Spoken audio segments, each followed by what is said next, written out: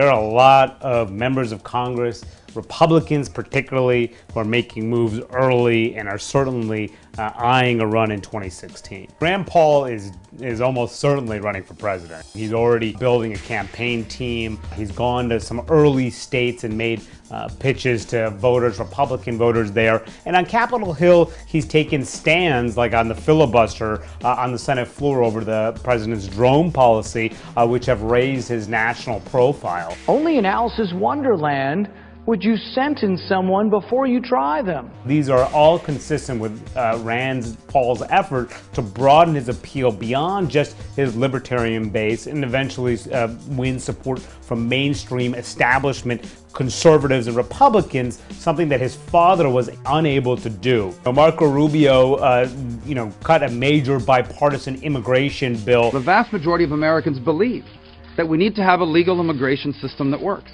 It sort of dimmed his star in the eyes of many conservatives who saw him as sort of a purist conservative. But now Rubio is certainly trying to get those Republicans back on his side.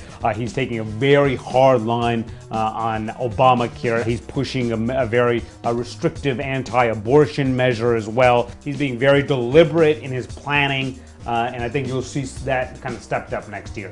A lot of people may bet that Paul Ryan could be eyeing a job as a future House Speaker instead of running for president. He's certainly keeping the option of running for president open, but right now a lot of folks see him sort of digging in to his budget and even immigration work in the House, and maybe keeping the presidential talk a little bit off the radar for now. Ted Cruz certainly is considering a run for president. He is beloved by conservatives for his very hardline stances that he's taken, whether it's been on Chuck Hagel, fighting the Chuck Hagel nomination. You explicitly agreed with the characterization of the United States as the world's bully.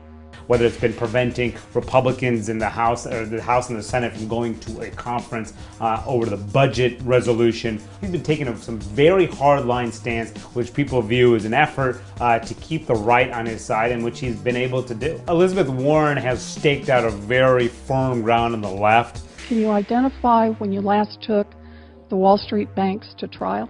Since coming into the Senate, whether it's been on entitlement programs to protect entitlement programs like Medicare and Social Security, or it's been on student loans on the recent debate in the Senate. She took a very firm line on that issue, even as folks were trying to cut a bipartisan compromise.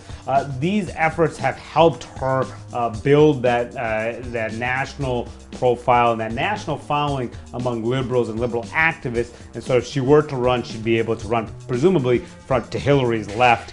But at this point, it's not clear that's exactly what she wants to do. She's not signaling that that's where she's headed.